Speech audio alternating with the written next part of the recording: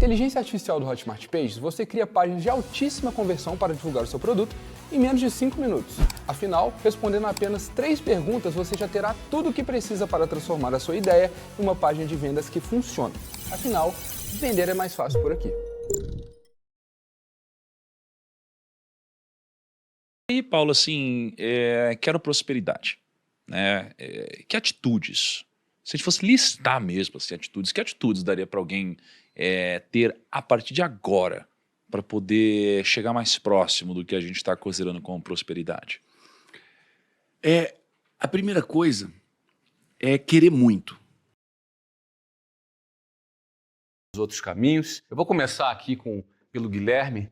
Vamos falar sobre propósito. Inicialmente, falando sobre propósito, Guilherme, a gente é escolhido pelo propósito ou a gente escolhe o nosso propósito? Sim.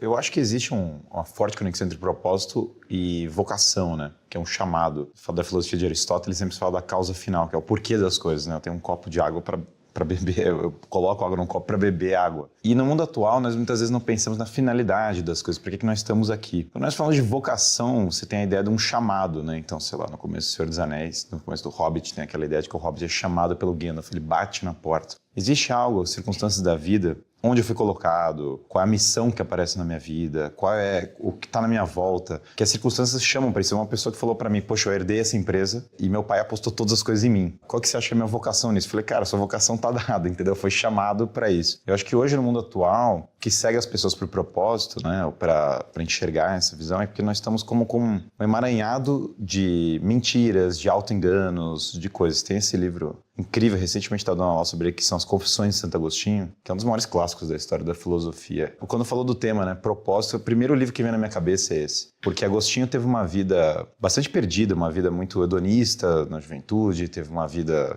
depois ele entrou no esoterismo, ele passou por todas as coisas. E tem esse momento, né, que ele muda radicalmente a vida dele, que ele começa esse processo de auto-reflexão, de confissão, que é entrar no fundo da alma dele, tirar as mentiras. E aí ele fala uma frase tão linda que é: tarde te amei, ó beleza tão antiga e tão nova, eis te procurei por toda parte e tu estavas comigo o tempo todo. Tem essa ideia de quando você vai indo para o íntimo da alma, você encontra esse princípio da verdade, você encontra esse mestre interior que ele fala, né? Essa ideia de encontrar um mestre interior, você agora olha para o mundo, depois de ter tirado a mentira, porque a confissão é que é se tirar os seus males, os seus pecados da frente, buscar o arrependimento por eles, agora você olha para o mundo com uma voz de sinceridade. E aí quando você olha para o mundo, todas as coisas do mundo te apontam para o princípio maior. Então esse jogo, né, entre a interioridade, entre a busca no interior da alma e esse princípio maior que você olha no mundo, é encontrar o propósito, ou seja, encontrar a vocação. E quando nós falamos de propósito, antes de mais nada, estamos nos referindo a algo que pretendemos que aconteça.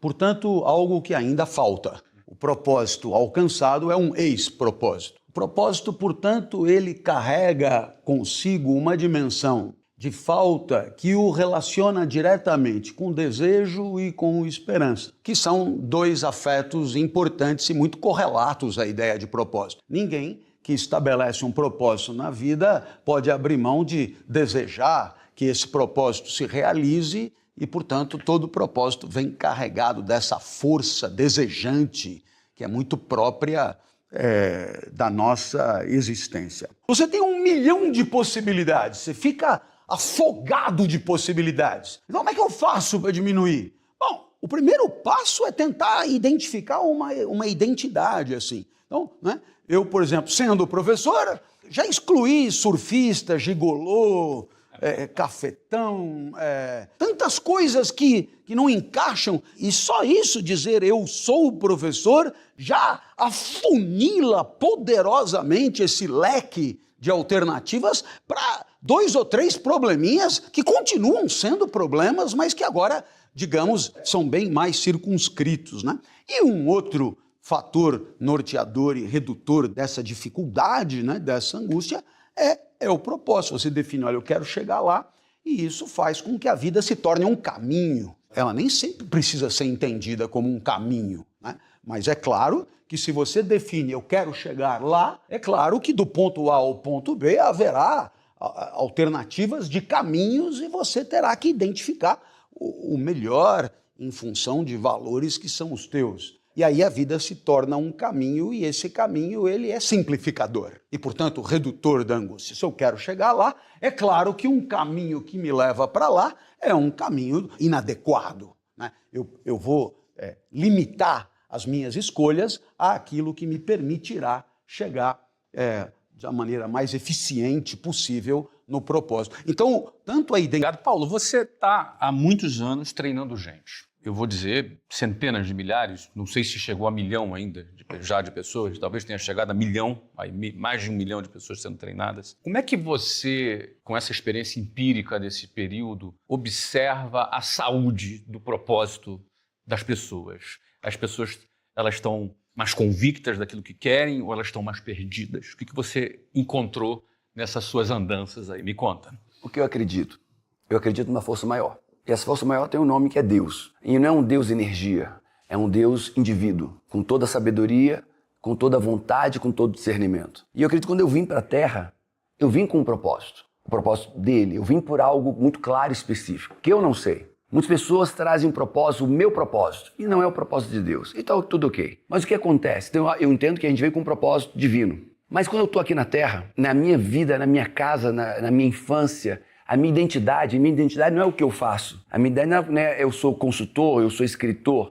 A minha identidade é quem eu sou. Eu sou o Paulo, eu sou amigo, eu sou leal, eu sou inteligente, eu sou perspicaz, eu sou determinado, eu sou honesto. A minha identidade, a identidade é o que me dá valor. Então o que é que eu acredito? Quando a pessoa descobre, constrói, restaura a sua verdadeira identidade, a sua identidade original como uma impressão digital que está suja e ela mesma não vê, quando eu restauro a minha identidade, o meu propósito vem e me pega e me leva. E eu tenho certeza que aconteceu com todos aqui. Ninguém planejou ser o que era. Tenho certeza. Mas à medida que você foi amadurecendo, que a vida foi te lapidando, que foi tirando a sujeira de cima de você, tirando as escamas que você impedia de você ver a você mesmo, chega uma hora que o propósito vem, te pega e te leva para fazer o que você nasceu para fazer. Mas, Paulo, como é que o propósito vem? Quando eu me curo, quando eu descubro, restauro a minha real identidade. Eu sou amigo, eu sou honesto, eu sou inteligente. Como é que eu vou ver meu propósito se eu não sei que eu sou honesto? Que eu não sei que eu sou amigo, que eu não sei que eu sou leal, que eu não sei que eu sou inteligente, que eu não sei que eu sou perspicaz? Como é que eu vou ver o que eu nasci para ser se nem eu mesmo reconheço? É como se na vida eu tô aqui e aí meu pai, maravilhoso, minha mãe, tô exemplificando, ele vem, menino, você não faz nada direito. Puf, dá uma flechada. E nessa flechada vem uma tinta grossa. Aí daqui a pouco meu pai briga com a minha mãe, e eu me sinto culpado, outra flechada de tinta grossa. E isso vai ocultando a minha identidade. As críticas, a rejeição, a dor. E chega um momento que eu olho no espelho e não sei quem eu sou. Eu sou uma aberraçãozinha, multicor, disforme. Como é que eu vou viver a minha real identidade se nem eu mesmo reconheço? Mas à medida que eu começo a me limpar, que eu começo a tirar toda a acusação, o medo, a crítica, a rejeição, e vou me descobrindo. E nesse momento eu começo a ter um brilho, esse meu brilho de quem eu sou e nasci para ser, conecto com o brilho de Deus. E agora vem Deus e começa a me puxar e dizer, ei, você não nasceu para ser essa pessoa aí, esse marido, você nasceu para ser alguém melhor, você nasceu para fazer diferença, você nasceu para fazer boas obras, você nasceu para ajudar pessoas. E eu quero te dar mais, para você fazer mais. E aí esse meu brilho conectado ao brilho de Deus me pega e me leva. Foi assim que aconteceu comigo, tenho certeza que aconteceu com todos aqui. Você não planejou ser o que você era, eu acredito, para muitos. Tá entendendo? Mas à medida que você amadureceu, se entendeu, se conheceu, o propósito te pega e te leva para o lugar que você... Imaginar que eu seria o maior escritor do Brasil 6 anos seguidos. Se meu pai olhasse e dissesse pro meu pai, seu filho vai ser o maior escritor do Brasil, meu pai olhasse assim, meu Deus. E meu pai me ama. Ele olha, você é maluco. Paulo Vieira, 12 milhões de livros vendidos. Meu filho, o Loca, né? Meu pai me chama de Loca. O Loca? Nada. Minha mãe ia dizer... Voltar para você, nas suas andanças treinando milhares de pessoas. Como é que é a pessoa se libertar daquilo que as pessoas desejam que elas sejam? Eu vou pegar para a identidade de novo. Se a pessoa não sabe quem ela é, porque assim, o ser humano ele precisa de valor para viver. Eu preciso reconhecer valor. Ninguém vive sem reconhecer que tem valor. Não, o coração não bate, o cérebro não funciona se eu não reconhecer meu valor. De onde vem meu valor? Vem de quem eu sou. Cara, eu sou inteligente, eu sou perspicaz, eu sou amigo, eu sou leal. Eu tenho valor. Se eu tenho valor, as pessoas vão ver valor em mim. O segundo é, o que eu faço? Identidade e capacidade. O que eu faço? Eu sou empresário, sou escritor, sou professor, sou treinador. Uau, o que eu faço é legal, então também tem valor em mim. E depois, o que eu tenho de patrimônio? O que eu tenho de construído, de legado? Tá, tenho casa, tenho isso, tenho patrimônio, tenho isso, tenho um avião. Uau, então eu tenho valor por quem eu sou, pelo que eu faço e pelo que eu tenho. Se a pessoa não reconhece o valor que ela tem, que ela é, ela vai ter que buscar valor em quem ela faz. Se ela não reconhece o valor no que ela é e no que ela faz, ela vai ter que mostrar o valor para ela e para os outros no que ela tem. Aí você vai ver gente com bolsa Louis Vuitton falsificada. Cara, eu não vejo valor em mim, então deixa eu botar uma bolsa cara para ver se eu percebo valor em mim. Deixa eu andar num carro que eu não posso pagar para ver se as pessoas percebem valor em mim. Porque a base da saúde emocional e física é o valor, mas é o valor em quem eu sou. Porque quando eu entendo quem eu sou, cara, eu sou amigo, eu sou leal, eu sou honesto, eu sou perspicaz, sou generoso, sou ambicioso, sou dedicado. Cara, eu tenho valor. E se eu tenho valor, as pessoas vão ver esse valor em mim. E se as pessoas veem valor em mim, eu vou ser amado. Só que as pessoas não reconhecem esse valor da identidade. Então elas começam a mentir, elas começam a roubar, elas começam a trabalhar alucinadamente, abandonando filhos, porque ela precisa construir um valor nela. Então, já que eu não tenho valor em quem eu sou, deixa eu trabalhar, deixa eu roubar, deixa eu enganar. Porque as pessoas precisam ver valor em mim, eu também preciso. E aí vem a distorção, vem um viés de infelicidade. E, de novo, tudo começa na identidade de quem a pessoa é. Deus, como é que Deus se manifesta? Como é que ele se chama? O eu sou. Deus não é o eu, ele fez o mundo, fez a terra, mas quando ele se identifica, ele diz, o grande eu sou. Jesus, o eu sou. A base é a identidade. Porque se eu sou inteligente, eu faço coisas inteligentes. Se eu sou dedicado, eu faço coisas de forma dedicada. A minha construção do meu sucesso, do meu legado, está nessa identidade. Então, a minha empresa, eu vejo muitos consultores, treinamentos, ensinam apenas fundamentos da gestão empresarial, fundamentos da liderança, fundamentos cognitivos. E o cara pega aquele arcabouço, DRE, Fluxcast, EBITDA, processos, fluxogramas, aí ele pega aquilo ali, e o que eu faço com isso? Eu não acredito que eu sou capaz, identidade. Eu não acredito que eu sou bom o suficiente. Eu não acredito que eu sou perspicaz a esse ponto. Eu não acredito em mim. O que ele vai fazer com as ferramentas? Me sabendo usar. Ah, não, eu sei fazer isso, mas eu não me sinto capaz. E para cada disfunção de identidade, capacidade e merecimento, tem uma disfunção na própria vida. Então, eu quero ser empresário. Construa seu arcabouço cognitivo, técnico, ferramental, mas construa a sua estrutura emocional. Você não vai chegar em lugar nenhum. E se você crescer, e a gente vê muito isso, pessoas crescendo sem essa estrutura emocional, destruindo casamento, destruindo filhos, destruindo a saúde, destruindo a si mesmo, destruindo tudo. Porque ele vai tentar ele vai tentar mostrar seu valor pelo que ele tem. Olha nossos pais. Quantos pais pararam? E aí você imagina uma pirâmide, e a base da pirâmide é a identidade, do valor do indivíduo, a identidade está na base, identidade, capacidade, merecimento. Quantos pais pararam com o filho? Filho, deixa eu falar sobre o seu comportamento, quem você é. Filho, isso foi generoso? Você foi verdadeiro? Você foi amoroso? Não, os pais estão assim, você acordou, estudou, dormiu, fez o trabalho, foi para a faculdade, faz. Nossos filhos são treinados para fazer. Para que eles têm que fazer? Para um dia para ter alguma coisa. Os pais não treinam seus filhos para ser honesto, dedicado, amoroso, gentil, perspicaz.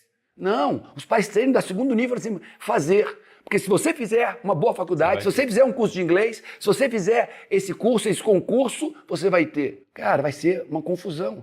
Não treino quem o filho deve ser. Quando eu vou falar com meus filhos, filho, o que você fez combina com quem você é. Quem você é? Ah, pai, de novo não. Pai, eu quero saber quem você é. Não, pai, eu sei quem eu sou. Pai, filho, fala. Pai, eu sou cristão, eu sou honesto, eu sou generoso, eu sou fiel, eu sou. Filho, pô, isso aqui combina com quem você é, o que você fez. Ele cala a boca, me dá um abraço, pede desculpa e fica ali abraçado. Pai, não tem nada a ver. O que eu fiz não tem nada a ver com quem eu sou. E a mesma coisa para a vida, é para a empresa. Quando a gente construir o valor da nossa identidade, a gente vai fazer coisas extraordinárias e, consequentemente, a gente vai ter o que nós nascemos para ter. E o que somos, professor? Isso é que é alguma coisa relativamente rara, me corrijam se vocês discordarem, que é o hábito de você, como avaliador de si mesmo, né, se regozijar com aquilo que desempenhou, aquilo que executou, aquilo que fez, ou seja, uma espécie de contentamento, de regozijo, de alegria mesmo, por ter conseguido passar essa essência de si mesmo para uma existência exuberante. Dar à própria natureza o seu brilho maior. E isso é uma possibilidade que contrasta com aquela postura os franceses diziam avachi, de saco de batata, sabe quando o cara entra segunda-feira para trabalhar, por alguma novidade aí e tal, né? Aquela coisa largada, aquela coisa atraída pela gravidade, aquela coisa descolorida. Então, há uma oportunidade que temos de fazer do nosso eu mais íntimo uma existência exuberante a cada segundo. Uau. E isso me parece muito lindo de ser dito e repetido. Agora, qual é a primeira condição? Saber quem você é. Saber quem você é. A real identidade. Né? Se você joga o jogo errado, Mas se você vive em desalinhamento com quem você vai estar com freio de mão Mas puxado. sabe qual é o grande problema nisso? Que eu vejo muito, e vejo todo canto, nos meus trabalhos científicos, né? As pessoas não sabem quem elas são. Porque ela percebe que ela é por um filtro. E de quem o filtro é dela. Então, ela ontem eu vi uma artista dizendo, porque eu sou piranha. Muito famosa. Porque eu sou piranha. Eu disse, caraca, que verdade, como ela conseguiu ver isso? Tá entendendo? Porque as pessoas não sabem quem elas são. Então, um pai que não sabe que é grosseiro está machucando o filho. Um empresário que é incompetente das instituições de sua empresa, ele não sabe. Ele não consegue perceber. E aí eu trago a grande desafio da vida, porque eu não percebo o mundo como ele é, eu não percebo a mim como eu sou, e nem percebo pela razão. Eu não percebo o mundo pela razão, pela cognição, eu percebo o mundo pelas minhas emoções. Eu tenho raiva, vou perceber o mundo diferente. Eu tenho amor, vou perceber o mundo. Eu tenho alegria, vou perceber. Então, como eu me percebo e como eu percebo o mundo, né, a minha identidade que eu percebo, percebida, não é quem eu sou. Senão não teria tanto pai destruindo seus filhos, não teria tantos homens destruindo seus casamentos, não teria tantos empresários quebrando suas empresas. E eles não percebem que eles são. E é que não aqui. A última coisa que eu acho bacana de dizer é que esse propósito, ele é definido em cima daquilo que conta para nós, que é valioso para nós, em cima de valores. Não há definição de propósito por cima, é possível sem identificar o que há de valioso na nossa vida. Então, Isso é individual. É muito comum que as pessoas definam seus propósitos em função daquilo que lhes traga prosperidade, que lhes traga riqueza, glória, reconhecimento e tudo aquilo que costumeiramente, no senso comum, costuma ser vinculado a uma vida bem-sucedida. Mas nada impede que o propósito seja de outra natureza, como, por exemplo, um propósito à moda de Jesus, por exemplo, um propósito de amar, um propósito de entregar, de auxiliar, de tirar um sorriso de quem não teria sorrido, de proporcionar um instante de alegria que só você poderia ter dado causa, e aí o propósito é de outra natureza. Então, os propósitos, eles não são aqueles necessariamente os mais conhecidos, não precisamos viver para acumular recursos, necessariamente, e podemos entender o propósito dentro de uma perspectiva de valores de outra natureza. E é aqui que eu lembro que o Joel falou da educação e que eu lanço aqui um desabafo. Porque se nós estamos aqui concluindo que a vida será auspiciosa, a vida será boa, se antes de mais nada nós limparmos as impurezas, como disse o Paulo, se nós nos libertarmos dos filtros que enviesam o olhar sobre nós mesmos e que nós saibamos quem somos. Nem todo mundo teve a sorte de ter o pai que eu tive, incansável nessa busca. Então, eu pergunto a você, que tipo de educação estamos oferecendo para os nossos jovens nessas escolas da vida, no sentido de prepará-los para uma existência colorida, auspiciosa, pungente? A gente pode, Clóvis, trazer isso para o mundo empresarial. O mundo empresarial, o cara sabe fazer um EBITDA, a gente vê as faculdades, vai lá, eu sei como é que é EBITDA, eu sei um fluxo de caixa, eu sei uma estruturação, eu sei um modelo completo de gestão, mas sou completamente inábil emocionalmente de fazer isso acontecer. Inábil emocionalmente. Eu sou agressivo, eu sou inseguro, sou orgulhoso, sou prepotente, sou procrastinador. As emoções entulhando o caminho do cara, o cara cheio de ferramenta para fazer a empresa acontecer, fez os melhores cursos, cognitivamente ele é muito bom, tirou 10 em todas as provas, emocionalmente inábil, não consegue se relacionar, é orgulhoso, não vou fazer isso tanto porque não estão me pagando para isso, é inseguro ou é Cara, as emoções no mundo empresarial, ninguém disse isso. Mas Com mais frequência, com muita frequência. Como é que está essa questão da identidade nessa nova geração? Eu não gosto, por exemplo, Guilherme, de algumas afirmações do tipo, não, a nova geração está pior. Essa generalização nunca me agrada, sabe? Porque eu conheço muita gente boa da nova geração e conheço muito velho, chato e frustrado. Então, eu não gosto da generalização. Mas você, do alto da geração que você pertence, Sim. como é que você observa e sem generalizar e me falar um pouco sobre essa nova geração? Sim, até estava... No quesito identidade, desculpa. Sim. Eu estava até pensando na questão do propósito, no que eles estavam discutindo. E muito da crise de propósito das gerações novas, como da cultura em geral, para mim vem de 3 coisas que eu anotei aqui. E isso linka muito com a minha geração e com a próxima, né? Porque eu acho que a geração millennial, que é a minha, e a geração Z, tem desafios muito específicos. Isso. Então vamos lá, a nossa cultura, ela tem 3 itens que estão muito em alta. Relativismo, hedonismo, e aqui em especial hedonismo do mais crasso, o professor Clóvis estava falando de prazeres intelectuais, não é esse tipo de hedonismo que está rolando, e materialismo. Essas 3 coisas são base talvez da corrupção de valores atuais. O que é isso? Por relativismo, as pessoas tomam a verdade como cada um tem a sua verdade, cada um tem o seu bem, cada um tem o seu negócio. O efeito disso imediato é, bom, se cada um tem a sua verdade, por que eu preciso descobrir a verdade? É uma indiferença completa. O Joel tem a verdade dele, eu tenho a minha, maravilha. A gente não está preocupado em descobrir, vamos encontrar agora quais são os valores que podem, em conjunto, eu e o Joel, chegarmos num bem maior. Não, cada um está preocupado no seu. Então, há uma atomização que ela já vem imediatamente desse relativismo. Como as pessoas procuram o prazer de maneira muito imediata, o efeito disso é que você está toda hora infeliz. Porque o prazer imediato, ele traz uma tristeza do dia seguinte, como falava São Tomás de Aquino. Você encontra um negócio que nunca te satisfaz, é sempre algo muito imediato.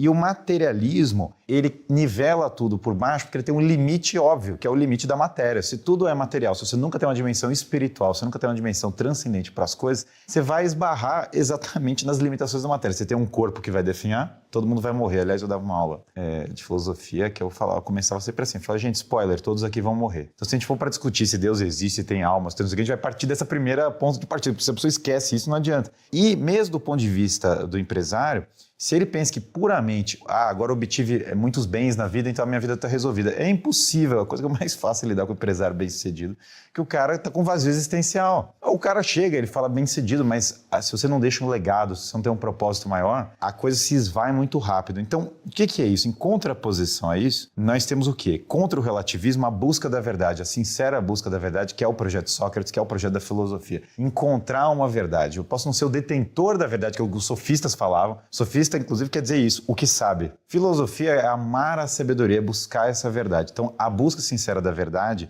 sem dúvida, está em falta. Segundo, em contraposição a esse hedonismo crasso, a busca da virtude. O que é virtude? São todos os hábitos que elevam o bem. É a pessoa ter um sentido do bem transcendente, de dever, de coisas que ela pode colocar na vida dela, de hábitos que vão melhorar. Um exemplo, tentando ser breve aqui, mas é o das 4 virtudes cardeais. Temperança, o autocontrole. Porque o que é virtude? É ser senhor das suas paixões, é ser senhor dos seus impulsos imediatos. Então, autocontrole em relação aos prazeres, à comida, ao sexo, é a primeira das virtudes cardeais. Depois, fortaleza, que é aguentar males para poder fazer um bem. Uma virtude anexa da fortaleza, por exemplo, a paciência. Um vício oposto seria ou temeridade ou pusilanimidade, ou seja, ou ir com força demais para as coisas, ou em contraposição ser fraco nas situações, e há muita fraqueza, sem dúvida. Nas gerações mais novas, na minha já é muito assim, qualquer desafio a pessoa já pula fora. Há uma desconexão entre virtude e sacrifício. A ideia de que eu preciso me sacrificar para obter as coisas.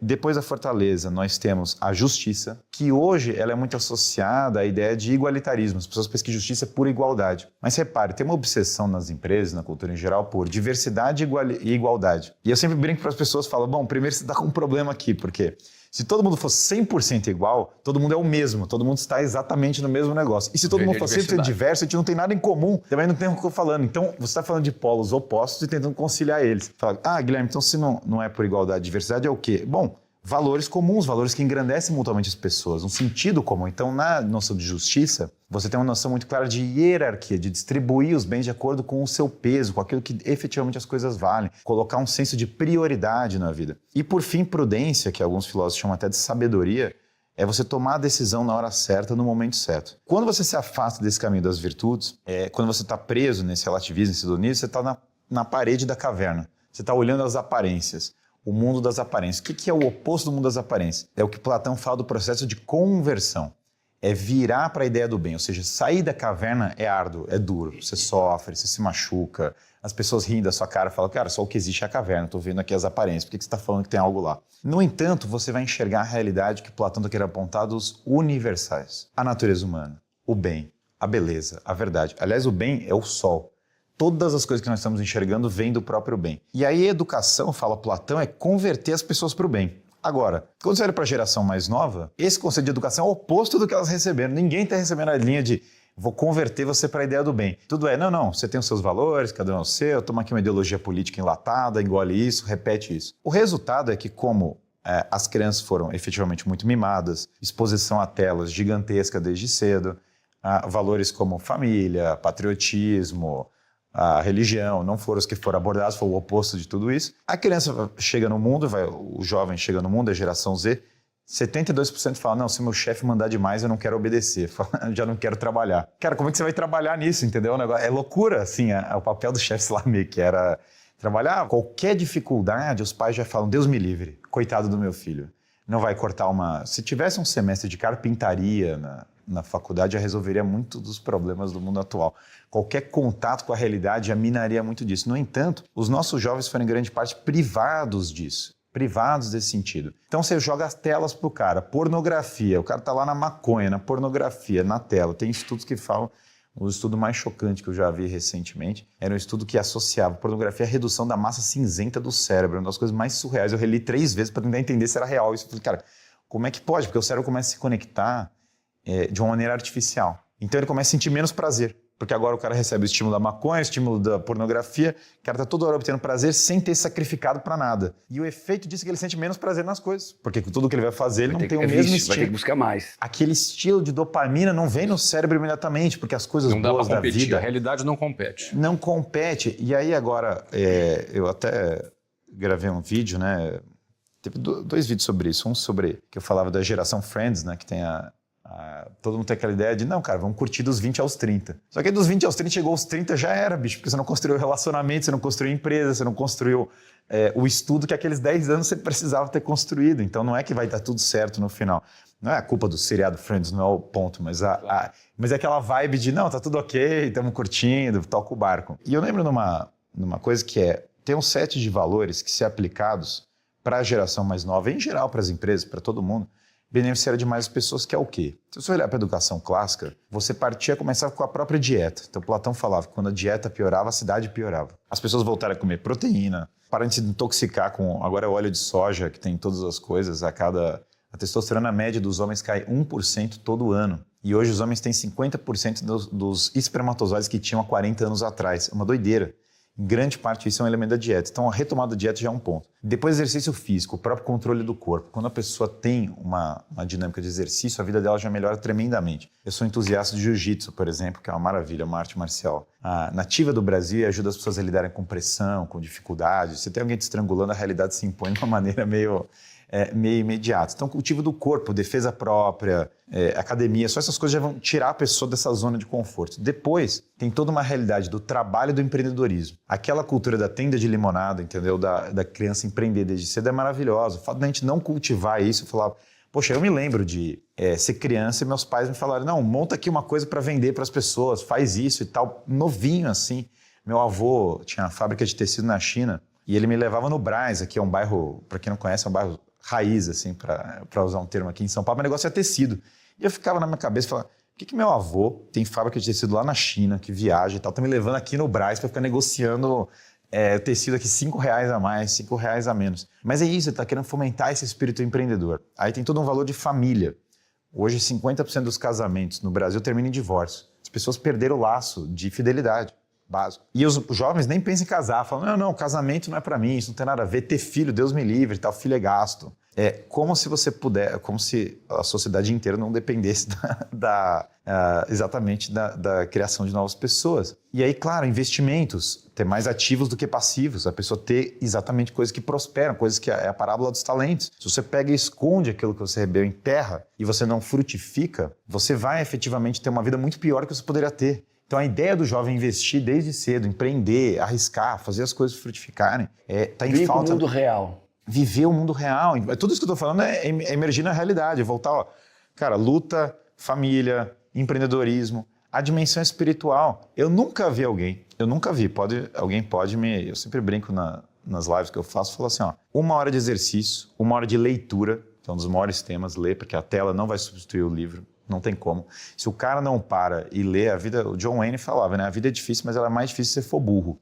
Se você não parar, não separar 1 hora do seu dia para ler, você não vai ler, porque vai vir o celular, vai vir não sei o quê. Não... Então, tirar as distrações e ler os grandes livros, os grandes clássicos. Essa jornada eu comecei com, sei lá, Dostoiévski, Platão, com essas coisas, não me arrependo nada, foi a melhor coisa que eu fiz. O Luiz Alves, o grande investidor aí, figuraça, né? Ele sempre fala, pô, como é que você investia bem, Luiz Alves? Eu fui ler filosofia, o pessoal tá todo mundo lendo investimento, fui comecei a ler filosofia para investir. Então, leitura é fundamental. E a dimensão espiritual. Então, se o cara separar 1 hora de exercício por dia, 1 hora de leitura, 1 hora de vida espiritual, nunca vi alguém piorar depois de separar essas horas. Até desafio no canal, eu falo assim, todo mundo tá vendo ao vivo aqui, tem umas, sei lá, 4 mil pessoas aqui agora ao vivo e tal. Se alguém fizer essas 3 horas por 3 meses e não melhorar a vida, você volta aqui e eu paro de falar. Eu tiro aqui do canal. Ninguém mandou você calar a boca até hoje. Não acontece. Como que alguém... Onde você já viu o cara, eu falei do livro Confissões, o cara chega lá e confessa os pecados. Começa a fazer meditação das Sagradas Escrituras, começa a não sei o quê. Agora você pega a empresa. Quais são os valores que estão rolando na empresa? Os mesmos que você está vendo na educação. Se você preferir ter um funcionário que está indo no jiu-jitsu, que está cuidando da família dele, que está tendo uma vida espiritual boa, que não está enchendo a cara, que não está na pornografia, que não é o nóia. Ou você prefere ter um funcionário que está fazendo todas essas coisas, ou o cara que está lá cuidando da família, jiu-jitsu, empreendendo, que já quer... As pessoas, às vezes, no meio empresarial têm insegurança do cara ser forte, que é péssimo. O cara começa a destacar, fala, esse cara é ruim, está se destacando. Ao contrário, o bom empresário é o que chama para perto, é o cara que vê o cara que tem grandes habilidades e chama para perto. Então, eu entendo que o desafio da educação das empresas tem uma coisa muito comum, que é a retomada da verdade e da virtude, né? Esses são os desafios, para mim, gigantescos para isso. Bem, Guilherme, obrigado. Olha, aqui para a gente fechar esse bloco da identidade, Joel... Muitos empresários não sabem o que são, o que a empresa dele é, qual é a identidade da empresa dele. Se você parar para analisar, quando a gente fala, né, uma empresa, um cinema, por exemplo, o Cinemark, é uma empresa de entretenimento. Não é? Quando a gente investe em educação, por exemplo, beleza, nós estamos no setor de educação, mas nós estamos trazendo autoestima, estamos trazendo melhora de renda, estamos trazendo uma perspectiva de futuro. E se essa educação ela ainda conecta a pessoa com virtude, você está formando um ser humano. Identidade das empresas. O que são? O que é a empresa? O que o empresário precisa ter claro sobre a identidade da sua empresa, João? Bom, como uma empresa ela é feita do empresário, eu acredito que o empresário é o cara que faz a empresa crescer ou faz a empresa decrescer, piorar. A virtude, o ganho, a culpa... O problema está no empresário. Acho que a identidade de uma empresa ela remete à resposta de algumas coisas. A primeira, qual é o problema que essa empresa resolve? Já tem que partir desse princípio. O dinheiro que esse empresário quer. Todo empresário quer ter dinheiro, isso é legítimo. Todo empresário quer enriquecer, isso é legítimo, genuíno e verdadeiro. Mas é tudo consequência, né? Mas é consequência. E o dinheiro não está no banco. O dinheiro está no problema. Repete isso aí, por favor. O dinheiro não está no banco. O dinheiro está no problema. E o problema está no outro. Então, todo empresário que parte de uma premissa de solucionar um problema, ele tem uma identidade. Eu sou um solucionador de problema. E os problemas não precisam ser mirabolantes, Flávio. Cara, não precisa fazer uma super, mega, ultra inovação com inteligência artificial, com realidade aumentada, porque tem que fazer um não sei o quê. Não precisa. Se o cara vai lá e solucionar um problema, ele vai crescer como empresário. E tem mais, se esse problema for grande e antigo, nos últimos 2.000 anos, provavelmente ele vai ser grande e vai durar mais uns 2.000 anos. Porque se ele está o tempo todo aqui, o mundo passou por tanta transformação, o problema por tanta ali. revolução, e ele continua, então, cara, você vai conseguir crescer. Então, as pessoas, por que as pessoas dão dinheiro pra gente? Elas dão dinheiro porque se a gente soluciona um problema, se a gente resolve, se a gente é mais rápido. Ó, se você economiza meu tempo, eu vou te dar mais dinheiro. Se você me traz clareza, eu vou te dar mais dinheiro. Se você me traz segurança, eu vou te dar mais dinheiro. Se você me traz abrigo, eu vou te dar mais dinheiro. Se você fortalece as minhas ideias, me traz encorajamento, eu vou te dar dinheiro. Então, a primeira coisa é qual o problema que você resolve. Tenha muito claro isso. Então, saia do egossistema e vá para o ecossistema. É uma coisa pro todo. Qual que é o problema que a gente resolve aqui? É um ecossistema, não um ego. O que é que eu posso ser sistema. muito bom para resolver? Qual é o problema que eu sou muito bom em resolver? Muito bom. Para você resolver esse problema, você vai ter que voltar na identidade. Pô, eu sou bom em resolver o quê? Porque o empresário, ele tem que solucionar um problema, então ele tem que partir do princípio que ele sabe solucionar aquele problema. E esse problema aqui para ele é tão fácil, para o mercado, para a indústria, é difícil pra caramba. Tem gente que é... Flávio, tem gente que é prático, meu. E é fácil ser prático. Tem gente que é complexo. Então, um cara que é complexo quer ser prático.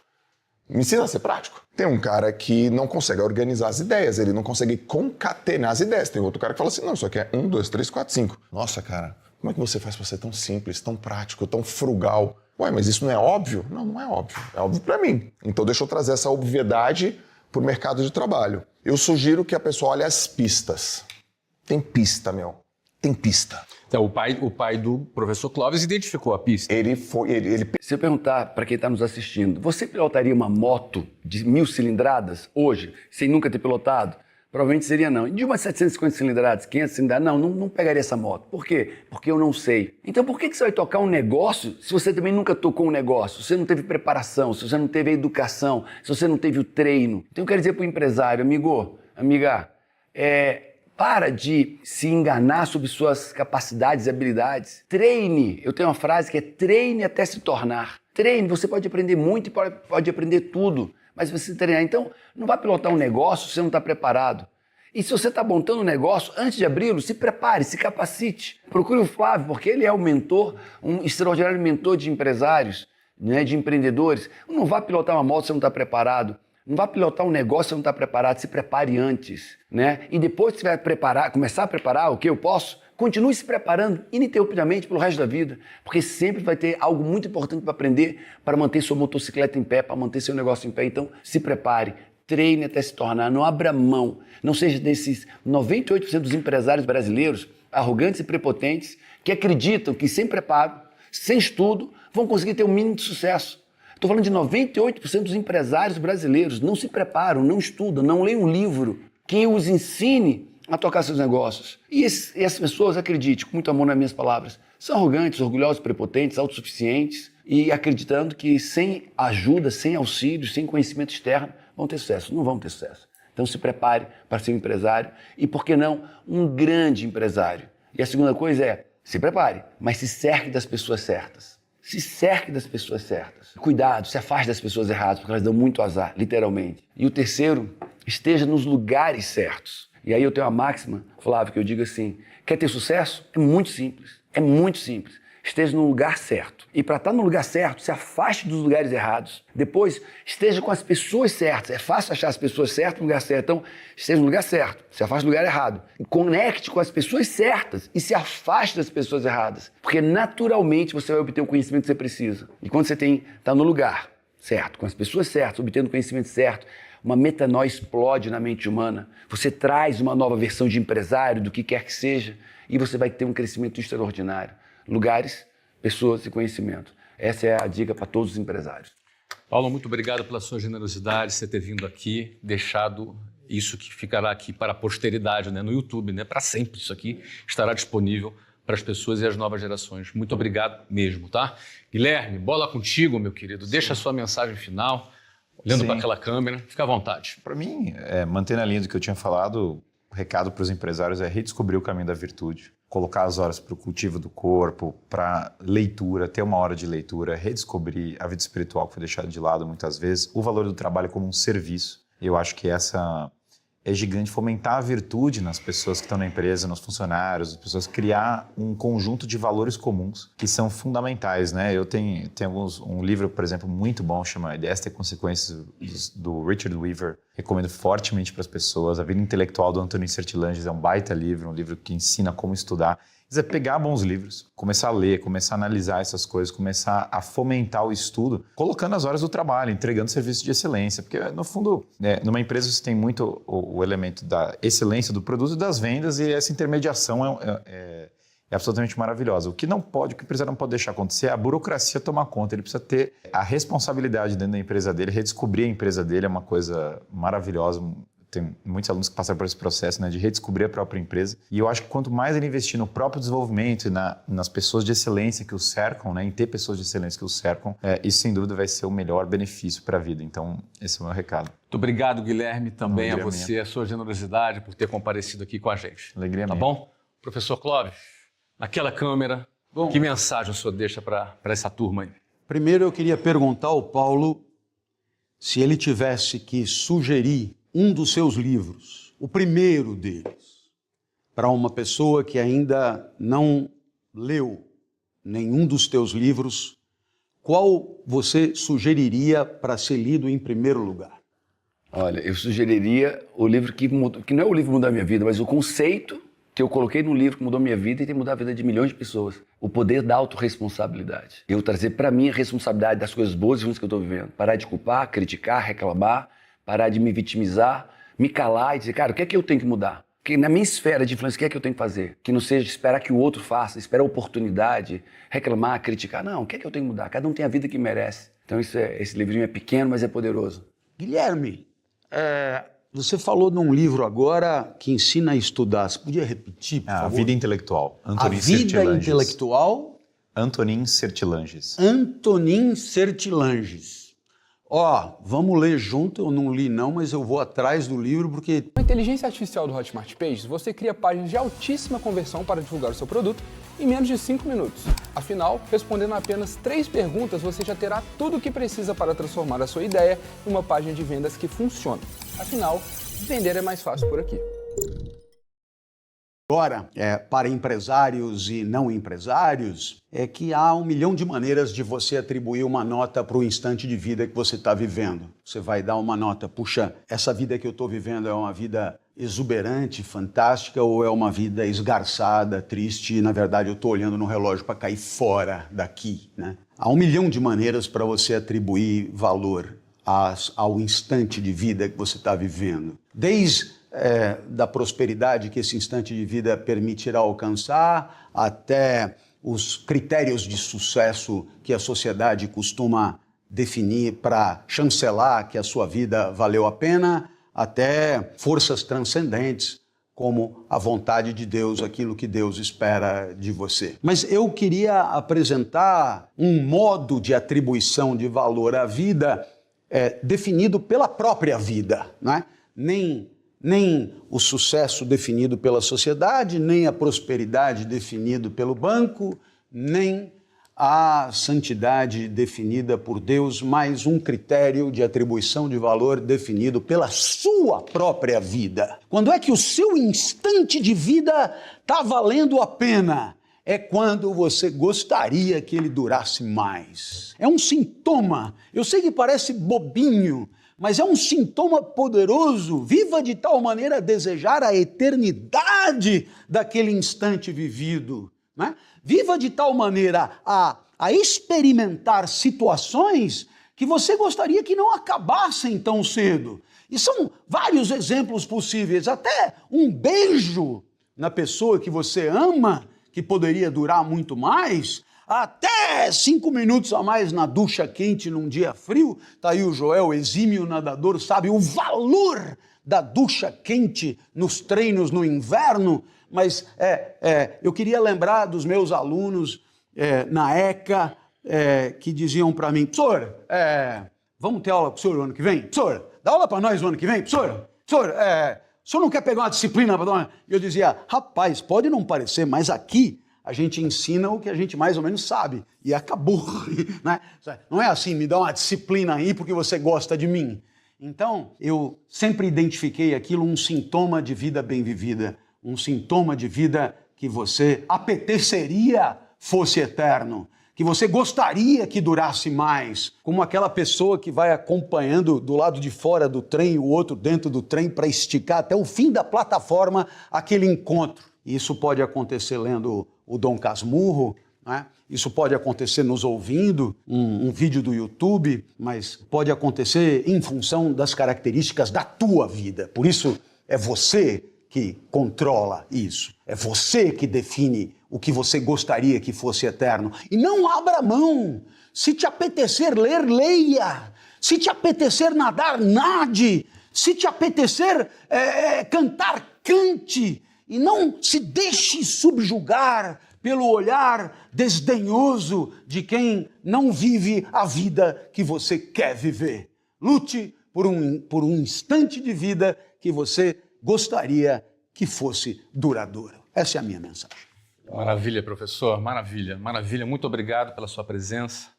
Eu particularmente agradeço porque gosto muito do seu trabalho. Obrigado. Participe das aulas gratuitas que fazem parte de nosso MBA de Vendas, Marketing e Geração de Valor. Além de serem gratuitas as aulas, você também tem acesso a um certificado de sua participação. Para participar é muito simples, basta clicar no link abaixo.